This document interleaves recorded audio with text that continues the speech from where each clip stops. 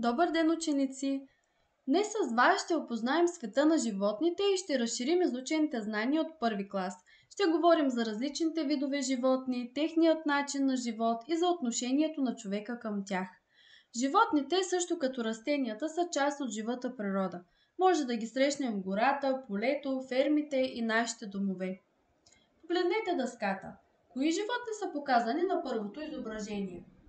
Тези животни, които изброихте, са домашни. Кои животни наричаме домашни? Защо ги наричаме домашни? Точно така. Наричаме ги домашни, защото живеят при човека и той се грижи за тях. А как се грижим за домашните животни? Правилно, ученици, като ги храним и чистим. А кои животни са изобразени на втората илюстрация? Добре, тези животни са диви. Кои животни наричаме диви? Грижим ли се за дивите животни? Точно така, диви са тези животни, които живеят в природата и човек не се грижи за тях. Както казахте и вие, ученици, някои животни живеят сами в природата, а за други хората полагат грижи. Животните са един от най-ценните богатства. Запишете заглавието на урока в тетрадките си "Опознавам света на животните". Това е урок номер 15 във вашите учебници на страница 34 и 35. Запишете първа точка "Диви животни". Ученици, погледнете към дъската. Тук ще видите различни диви животни, като вълк, елен, лисица, дива свиня, мечка, сърна и таралеж. Дивите животни живеят свободно в природата, далече от хората. Те сами си осигуряват прехрана и убежище, сами отглеждат своите малки. Пазят се от другите животни. Човекът не се грижи пряко за тях, но опазва техните местообитания, т.е. тяхната естествена околна среда. Дивите животни са част от нашата красива и разнообразна природа. Лошото отношение на човека към природата е причина дивите животни да намаляват и да изчезнат. Кои животни можем да видим в селскостопанския двор според вас? Овца, кон, прасе и другите животни, които изброихте, ги наричаме селскостопански животни. Запишете втора точка "Селскостопански животни". Готови ли сте? Погледнете в учебника на страница 34, втората картинка. Кои животни виждате на нея? Да, това са кравата, кокошката и овцата. Човекът отглежда различни домашни животни. В стопанския двор живеят селскостопанските животни. Те могат да се отглеждат и в големи ферми. Хората осигуряват на селскостопанските животни храна, грижат се за тях и малките им, за да растат здрави и силни. Ние получаваме от тях много блага, ученици, като храна, дрехи, кожа. Подготвила съм ви една задача. Чуйте условието. Свържи продукта с животното, от което го получава човекът. Изобразени са, както виждате, някои от селскостопанските животни, които споменахме преди малко, и някои продукти. Имате една минута да погледнете внимателно и да помислите. Когато сте готови, вдигнете ръка. Кои продукти трябва да свържем с кравата? Да, това са млякото, сиренето, месото и колбаса. А с кокошката? Яйцата, добре. А само яйцата ли? И месото, разбира се. Кои продукти получаваме от овцата? Месо, мляко и сирене. Точно така. Браво, ученици! Справихте се добре с тази задача. Погледнете двете изображения във вашите учебници на същата страница. Разпознахте ли тези животни? Да, това са камилата и лъвът. Според вас къде се намират те? А кои други животни може да видим в зоопарка? Точно така. Запишете трета точка "Животни в зоопарка". Зоопаркът или зоологическата градина, ученици, е мястото, където можем да видим различни животни, които живеят в природата у нас и по света. Там животните живеят в специални оградени пространства, които приличат на истинските им домове в природата. За животните в зоопарка се грижат специалисти, хранят, чистят и ги лекуват. Хората посещават зоологическите градини, за да научат повече за тях и да ги видят отблизо. Следва една задача. Слушайте внимателно условието. В нашата страна, кои диви животни може да видим само в зоопарка? Оградите. Помислете и ми кажете кои животни да оградя. Жирафа, маймуната, добре, слона също, зебрата. Има ли други животни, които трябва да са оградени? А защо останаха мечката и Елена?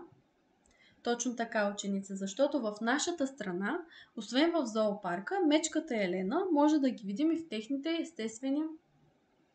тяхната естествена околна среда, като гората и планината.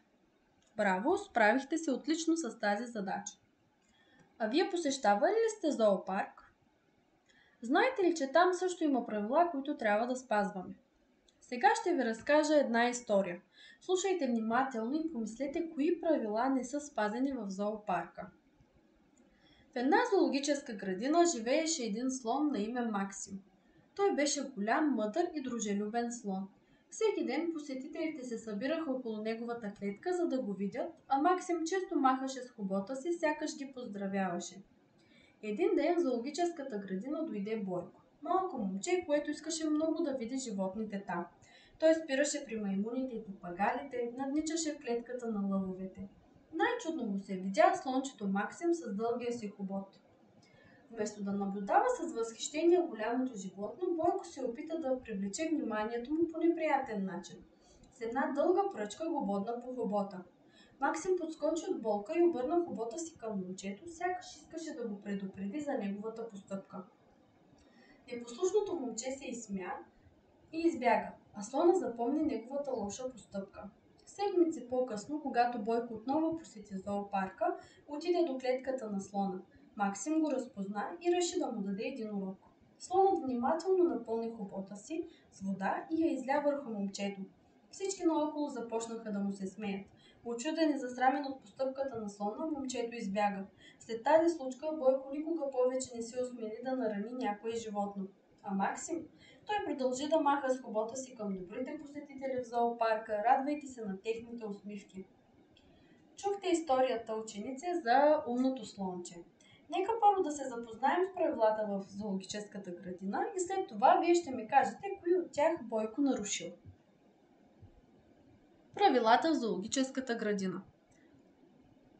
В зоопарка е забранено влизането с домашни животни, храненето и дразненето на животните, хвърлянето на предмети в клетките, качването върху предпазните парапети и преминаването през тях, вдигането на шум, паленето на огън и децата по 12 години не могат да влизат без придружител. Това са правилата в зоологическата градина. Кои от тях Бойко нарушил? Точно така. Момчето дразни слона, боде го с пръчка и е без придружител в зоопарка. Браво, ученици, много сте внимателни. Сега запишете четвърта точка – домашни любимци. Какви домашни любимци познавате? Как хората се грижат за тях? А имате ли домашен любимец?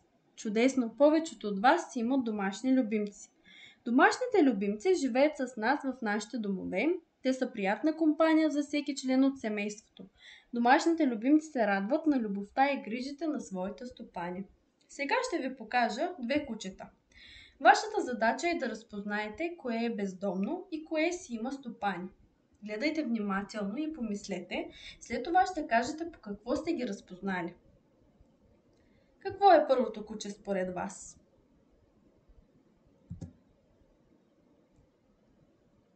По какво разпознахте, че той е бездомно? Второто куче си има стопани. А по какво разпознахте това? Точно така. Браво, ученици! Какво виждате на тези три изображения? Да, това са пчела, мед и пчелар. Пчелата, ученици, е малко насекомо, което е много важно за природата и за нас хората. Както виждате на първото изображение, пчелите летят от цвят на цвят и събират нектар, за да направят мед. Докато правят това, те помагат на растенията да растат, защото пренасят прашец от едно на друго цвете. Пчелите живеят в специални домове, наречени кошери. Пчеларят е човекът, който се грижи за пчелите и събира внимателно меда. Насекомите, от които човек получава блага, спадат към групата на домашните животни. А сега погледнете в учебника на страница 35, полето любопитни факти и полето днес научих. Нека да ги прочетем. Благодаря на учениците, които прочетоха информацията. Сега да отговорим на следните въпроси. Кои животни са диви? А кои домашни? Точно така, браво! Какви блага получава човекът от селскостопанските животни? Много добре, запомнили сте ги. Кои бяха правилата в зоологическата градина? Добре, и последно, с кои свои дейности човекът застрашава животните? Точно така, браво, ученици! Да завършим нашият урок с една хубава мисъл. Можем да съдим какво е сърцето на човек по отношението му към животните. Ученици, пазете природата и животните. Много съм доволна този час от вас. Справихте се отлично с поставените задачи, бяхте активни, любознателни и много внимателни. За домашна работа ще ви раздам тези работни листи. На първата задача трябва да групирате животните, на втората да свържете животните с съответните продукти, на третата задача да опишете накратко своя домашен любимец или този, който бихте искали да имате, и на четвърта задача да откриете 10 разлики във фермата.